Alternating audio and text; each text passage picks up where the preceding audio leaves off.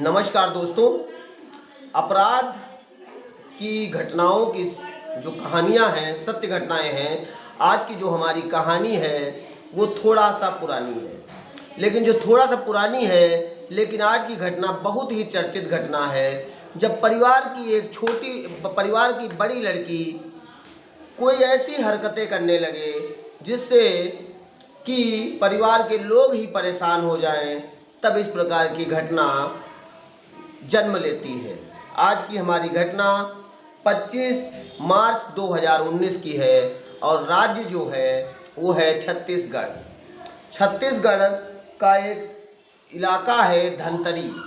धमतरी की रहने वाली आंचल यादव। पुलिस को सूचना प्राप्त होती है 26 मार्च 2019 को पुलिस को सूचना प्राप्त होती है कि नहर में एक लाश तैर रही है। पुलिस जब घटना स्थल पर पहुंचती है, गोताखोरों के माध्यम से लाश को बाहर लाया जाता है और लाने के बाद बालोद जिले के गुरूर थाना क्षेत्र के बालोद नहर में ये लाश तैरना होना बताया जाता है। तो 100 रस्सी में उसके हाथ पैर बंधे हुए थे, जूट की रस्सी थी और पन्नी में लपेटी हुई थी लाश। जब पन्नी को लाश हटाती है तो पहले पुलिस आसपास के लोगों से पूछताछ करती है, जांच पड़ताल करती है, लेकिन पहले उसका कुछ पता नहीं चलता है। लेकिन बहुत जल्द ही वो पता चल जाता है कि ये मशहूर मॉडल, चर्चित मॉडल अभिनेत्री आंचल यादव का शव है। जैसा कि ये आंचल यादव का शव था, चर्चित मॉडल थी, ऐसे में ये खबर पूरे छत्तीसगढ़ राज्य में हवा की तरह फैल जाती है। पुलिस को भी बड़ी मशक्कत करनी पड़ती है इस केस को सॉल्व करने में, क्योंकि चर्चित केस था। उसने पूरे प्रदेश को हिलाकर रख दिया। पुलिस जब जांच पड़ताल करती है तो आए दिन रोज अखबार में कोई ना कोई शक की सुई किसी न किसी व्यक्ति पर घूम जाती है। पुलिस बस जब हिस्ट्री निकाल रही थी तो उसका किसी के साथ कोई विवाद होना संपर्क में आता है, जिसमें उसने किसी को कोई मकान बेचा था जगदलपुर में और उसने इसके खिलाफ धोखाधड़ी का मुकदमा दर्ज किया था, जिसकी केस की सुनवाई धमतरी में ही चल रही थी, जिसमें इसका आना जाना लगा रहता था। पुलिस जब इसकी हिस्ट्री निकालती है तो लगता है कि उसको धोखाधड़ी के आरोप में पुलिस उसको लाती है, पूछताछ करती है। एक वन विभाग के अधिकारी से भी इसकी कुछ लड़ाई झगड़ा चल रहा था, उसका भी इसका कुछ आपसी विवाद था, उसमें वन अधिकारी को भी लाया जाता है। कुछ तंत्र मंत्र के चक्कर में भी ये रहती थी, क्योंकि ये अभिनेत्री बनना चाहती थी और बहुत से बाबाओं से इसका संपर्क था। पुलिस इसका मोबाइल नंबर जब लेती है तो उसमें बहुत सी ऐसी फ़ोटोज़, बहुत से ऐसे इसके कॉल और कॉल रिकॉर्डिंग, उनके आधार पर बहुत से लोगों से पूछताछ की जाती है। उस समय छत्तीसगढ़ रायपुर का जो भी अखबार प्रकाशित होते थे वो कोई ना कोई एक शक्की सुई प्रेस मीडिया, इलेक्ट्रॉनिक मीडिया ऐसा घुमाकर उस टाइम रख देती थी कि शक की सुई इनकी तरफ जा रही है, शक की सुई उनकी तरफ जा रही है। ऐसे में जब घटनास्थल पर लाश बरामद हुई, उसमें उस समय बहुत से चर्चित केस होने के कारण जो वहाँ के आईजी थे दुर्ग के, वो उन्होंने जो उधर वहाँ का बालोद है, धमतरी है, दुर्ग है, रायपुर है, वहाँ की संयुक्त पुलिस की टीमों द्वारा जो स्पेशल पुलिस फोर्स था उसको तैनात किया गया। और तैनात करने के बाद आईजी श्री हिमांशु गुप्ता जी ने ऐसी संयुक्त टीमें बनाई और इस केस का जल्द से जल्द पर्दाफाश करने के लिए लगाया गया। प्रिंट मीडिया, इलेक्ट्रॉनिक मीडिया रोज दिन प्रतिदिन कहीं ना कहीं शक की सुई किसी न किसी के ऊपर घुमा देती थी। इधर पुलिस भी बड़ी मशक्क़त कर रही थी, लेकिन एक अंधा केस था कि लाश नहर में बरामद हुई थी और 100 रस्सी में बंधा हुआ था। उधर परिवार वाले भी चिंतित थे, परिवार वाले भी बता रहे थे, घर के गुस्सा के गई थी, किसी को बता के गई थी मिलने के लिए और वापस नहीं आई। ऐसे में पुलिस इनके कमरे पर जाती है, घर जाती है, फिंगरप्रिंट एक्सपर्ट को बुलाया जाता है और डॉग स्क्वाड को भी बुलाया जाता है। लाश के चारों ओर चक्कर काटने के बाद जितनी बार भी डॉग स्क्वाड को बुलाया गया, वो डॉग स्क्वाड जाकर सिर्फ उस लाश की जगह से घूम फिर कर जहाँ पर लाश बरामद हुई थी, वो जो धमतरी वाला इनका आवास था आंचल यादव का, वहीं पर आकर रुक जाती थी। ऐसे में वो कुत्ता वहीं पर बैठ जाता था तो पुलिस का शक इस पे गहरा गया कि कहीं न कहीं परिवार का ही कोई सदस्य, घर का ही कोई सदस्य इस केस में शामिल है। ऐसे में बार बार उसने टेस्ट करने के लिए 2-3 बार रिहर्सल कुत्ते के माध्यम से हुआ, लेकिन कुत्ता जो डॉग था वो वहाँ पर आकर रुक जाता था। ऐसे में पुलिस सिद्धार्थ को पूछताछ के लिए ले गई। सिद्धार्थ जो आंचल का छोटा भाई था और उसका नाम सिद्धार्थ यादव उर्फ जिमी था। जब वो पूछताछ के लिए ले गई तो 2-3 बार जब ये पूछताछ के लिए गया तो हर बार ये अपना बयान बदल रहा था। तो पुलिस का शक इसके ऊपर और गहरा गया। उधर फिंगरप्रिंट एक्सपर्ट जो टीम है एफएसएल की, वो टीम जब घटनास्थल पर पहुंची तो उसने इनके कमरे के, इनकी गाड़ी के जहां जहां पर भी निशान मिल सकते थे उन निशानों को कलेक्ट किया और कलेक्ट करने के बाद उन निशानों का जब मिलान सिद्धार्थ यादव से किया गया तो कहीं ना कहीं वो मैच कर गया। ऐसे में पुलिस का शक और भी गहरा गया। एक तो वो बयान बदल रहा था, दूसरा डॉग स्क्वाड बार बार वहीं पर आकर रुक रहा था, तीसरा एफएसएल की टीम ने जो नमूने लिए, जो फिंगरप्रिंट एक्सपर्ट की टीम ने नमूने लिए वैज्ञानिक पद्धति के आधार पर, उन नमूनों के आधार पर सिद्धार्थ यादव को पुलिस पुनः उठाकर लाती है। इधर प्रिंट मीडिया रोज दिन प्रतिदिन किसी न किसी के ऊपर अपनी शक की सुई घुमा देती थी, क्योंकि इसके बड़े बड़े नेताओं से, अधिकारियों से, हाई प्रोफाइल लोगों से इसका उठना बैठना था, मिलना जुलना था और बहुत से इसकी फेसबुक पर, ट्विटर पर जो सोशल मीडिया अकाउंट है उस पर इसका विज्ञापन चला करता था, फोटो डाला करती थी। तो ऐसे में पुलिस का शक गहरा जाता था और मीडिया भी गहरा देती थी, लेकिन बिना साक्ष्य सबूतों के आधार पर किसी को अरेस्ट या उठाया नहीं जा सकता था।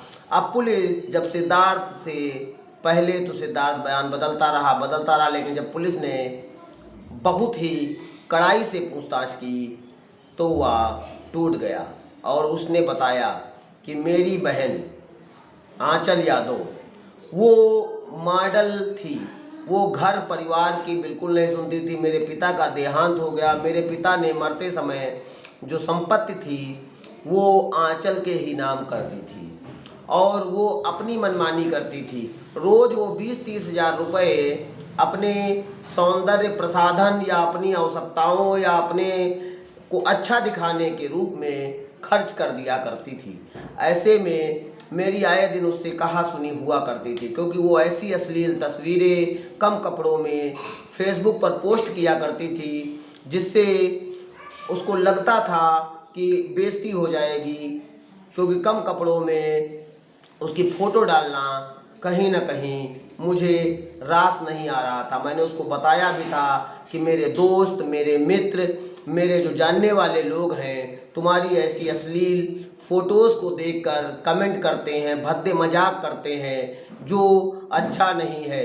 ऐसे में मेरी उसकी कहा सुनी होती थी। आज के कुछ समय पहले वो 3 कुत्ते भी लाई थी और कुत्ते लाने के बाद वहाँ पर उसने उस कुत्ते का नाम भी अपने भाई के नाम पर ही जिमी रख दिया था। और जिमी जब वो अपने भाई को बुलाना होता था तो वो कुत्ते का नाम, जिसका जिमी था, उसके भाई का भी नाम जिमी था, इसलिए वो चिढ़ जाया करता था और चिढ़ने की वजह से जिमी जिमी अपने भाई को भी कुत्ता कहकर पुकारती थी। जिस दिन धमतरी में वो एक केस की सुनवाई के लिए गई थी, वहाँ से जब वापस आई तो उसके भाई सिद्धार्थ यादव ने उससे ये कहा कि तुम जो अश्लील तस्वीरें डालती हो, गंदी तस्वीरें डालती हो, इससे मेरी बहुत ही बेइज्जती होती जा रही है और समाज के लोगों के सामने मेरा मुंह दिखाना भी नामुमकिन हो गया है। ऐसे में वो कहती है मैं कुछ भी करूं, तुमसे कोई लेना देना नहीं है। इस पे वो मेरी कहा सुनी हो जाती है और कहा सुनी इतनी ज़्यादा बढ़ जाती है कि वो मुझे एक तमाचा मार देती है। जब वो तमाचा मार देती है तो मैं भी उसको एक थप्पड़ मारता हूँ। ऐसे में हमारी उसकी मार धार हो रही थी। वो एक चाकू नुमा हथियार घर के अंदर से निकाल लाती है और निकालने के बाद कहीं ना कहीं वो चाकू नुमा जो हथियार था वो मुझे डराने की कोशिश करती है, प्रयास करती है कि मैं डर जाऊं, मैं घबरा जाऊं। ऐसे में वो चाकू से मेरे ऊपर वार कर देती है, जिससे मेरे हाथ में खून निकलने लगता है और उसी गुस्सा में मैंने उसके हाथ से चाकू निकाल ली और उस पर 3-4 बार वार कर दिया और उसके बाद मैं उसके गले को इतना दबाए रखा कि जब तक उसकी मृत्यु नहीं हो गई। अब जब मैं मृत्यु हो गई उसी समय मेरी माँ भी वहाँ पर आ जाती हैं। माँ ने जब देखा तो माँ पहले तो मुझे बहुत डांटती हैं, लेकिन बाद में पुत्र होने के नाते मुझे बचाने के लिए हम लोग बाहर से पन्नी लाते हैं। पन्नी में शव को ऐसे लपेटा जाता है कि ब्लड के सैंपल कहीं ज़मीन पर न गिरने पाएँ और उसके बाद उसी की कार से, मतलब आंचल यादव की ही कार से, उसको बालोद जिले के गुरूर थाना क्षेत्र के बालोद नहर में ही उसके शव को हमने फेंक दिया था और अपनी माँ को अस्पताल के पास उतार दिया था कि जब तक मैं फेंक रहा था तब तक कहीं अगर पुलिस पकड़ने आती तो माँ इलाज के लिए अस्पताल बता सकती थी। उसके बाद मैंने पुलिस में FIR भी पंजीकृत कराई थी, जिसमें बताया था कि वो गुस्सा कर कहीं चली गई है और वापस नहीं आई है।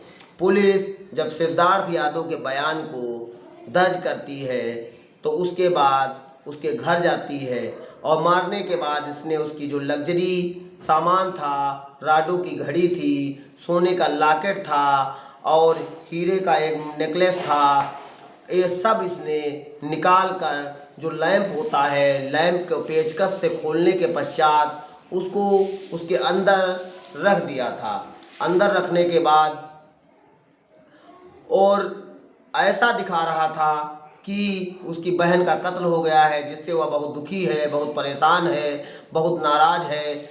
ऐसे में जब पुलिस सारे तथ्यों को, सारे आधारों को, आला कत्ल हथियार को बरामद करती है और उसके बाद भारतीय दंड संहिता की धारा 302 के तहत मुकदमा पंजीकृत करते हुए सिद्धार्थ यादव उर्फ जिमी को जेल भेज दिया जाता है और उसकी माँ ममता यादव को केस को छुपाने में, लाश को छुपाने में धारा 201 के तहत मुकदमा पंजीकृत करते हुए जेल भेज दिया जाता है। लेकिन यह केस छत्तीसगढ़ रायपुर का बहुत ही चर्चित केस था। इसने उस समय की जो मीडिया थी, उस समय का जो इलेक्ट्रॉनिक चैनल था, वो आए दिन किसी न किसी के ऊपर अपनी शक की सुई घुमाया करता था। फिर ये केस चला और केस का जो पैरवी कर रहे थे जज, जो केस के जज थे श्री सरोज नंददास ने सिद्धार्थ यादव उर्फ जिमी को 3 आजीवन कारावास और उनकी माता ममता यादव को 3 साल की सश्रम कारावास और 500 रुपये का आर्थिक दंड लगाया था।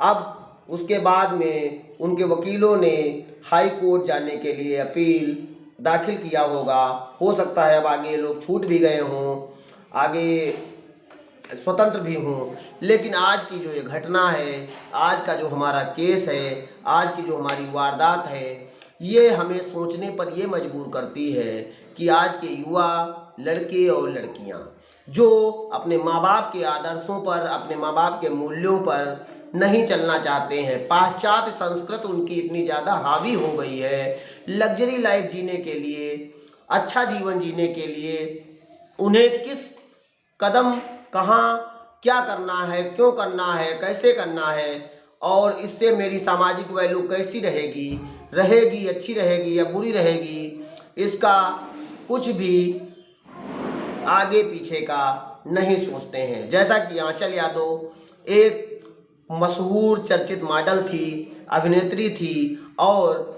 वो पैसा कमाना चाहती थी। एक एक दिन में 20-30 हज़ार रुपये वो अपनी साज सज्जा पर, अपने ऐशो आराम पर, अपनी लग्जरी लाइफ पर, अपने जीवन को अच्छा बनाने में खर्च कर देती थी।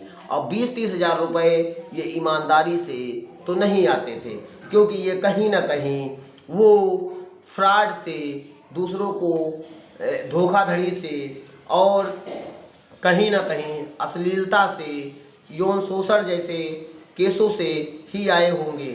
अब इसकी क्या कहानी थी वो तो उनके व्यक्तिगत जीवन की बात है, उस पर मेरा कोई लेना देना नहीं है। लेकिन इसके बहुत से राजनेताओं से, प्रशासनिक लोगों से, हाई प्रोफाइल लोगों से जान पहचान थी, जिसके कारण ये बहुत चर्चित मॉडल थी और प्रचार प्रसार में अच्छा पैसा कमाया करती थी और बाबा तंत्र मंत्र के चक्कर में भी लगी रहती थी, क्योंकि एक बाबा के ऊपर इसने केस भी किया था और उसके ऊपर आर्थिक व शारीरिक शोषण का आरोप भी लगाया था कि आर्थिक रूप से उसने मुझसे बहुत से पैसे वसूले हैं और शारीरिक रूप से मुझे शोषण किया है।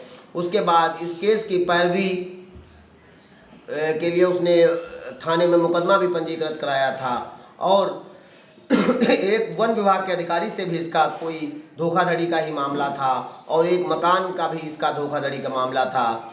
और ऐसे में वो अपने माँ के आदर्शों या मूल्यों पर नहीं चलती थी। वो लग्जरी लाइफ के लिए रायपुर में रहती थी, घर आना, देर तक के आना, बियर शराब आदि का सेवन करना और इसी सभी हरकतों से इसका भाई सिद्धार्थ इतना परेशान हो गया, क्योंकि रिश्तेदार, नातेदार, जानने वाले, सगे संबंधी जो शुभचिंतक होते हैं, आत्मीय चिंतन वाले लोग होते हैं, ऐसे लोग जब ऐसी बातें बताते हैं तो कहीं ना कहीं झेप लगने लगता है और झेप उसके मन में इतना ज़्यादा हो गया, इतना ज़्यादा वो परेशान हो गया उसके आचरण से, उसके कर्मों से, उसके तौर तरीक़ों से, जिससे नाराज़ होकर उसने अंत में लड़ाई झगड़ा हुआ ही करता था, उस दिन गुस्से में आकर उसने उसकी हत्या कर दी और जिससे उसकी मृत्यु हो गई और लाश को बालोद जिले के गुरूर थाना क्षेत्र के बालोद नहर में फेंक दिया। लेकिन ये भाई बहन का पवित्र रिश्ता, जिसमें इतनी गुस्सा, बहन भी भाई या परिवार की इज्जत का ध्यान न रखे और इस प्रकार का कांड हो जाए। आज की घटना से हमें सीखने की ज़रूरत है कि परिवार में, परिवार के संस्कारों के, मूल्यों से, अर्थों से और जो परंपराएं हैं, रीति रिवाज हैं, हमारे समाज है, उस समाज के अनुसार ही हमें जीना चाहिए। समाज से हट के नहीं। लग्जरी लाइफ जीने में हम अपने परिवार की ज़रूरत है, लेकिन अगर कोई जीना चाहता है तो वो जी सकता है, उसके ऊपर कोई जोर दबाव नहीं है, क्योंकि भारत देश स्वतंत्र है। परंतु अगर भाई नाराज़ था तो भाई को समझाना चाहिए था और भाई को भी उसकी हत्या नहीं करनी चाहिए थी। नाराज़ था वो अलग रहने लगता, लेकिन इस प्रकार का कृत्य ना हो और किसी के साथ इतनी ज़्यादा निर्मम तरीके से हत्या ना हो, ऐसा घृणित कृत्य ना हो। इसी कहानी के साथ आप सभी लोग सुरक्षित रहें, सजग रहें, जागरूक रहें और दूसरों को भी जागरूक करते रहें और किसी के साथ कोई अप्रिय घटना ना हो। आज की कहानी में बस इतना ही। आपका दोस्त प्रदीप त्रिवेदी आपका पुनः फिर से हार्दिक स्वागत एवं अभिनंदन करता है और आप लोगों को ये कहानी 2019 की है, आंचल हत्याकांड छत्तीसगढ़ रायपुर की है। अच्छी लगी हो तो प्लीज़ मेरे चैनल को लाइक करें, शेयर करें, कमेंट करें एंड सब्सक्राइब करें। धन्यवाद। जय हिंद, जय भारत।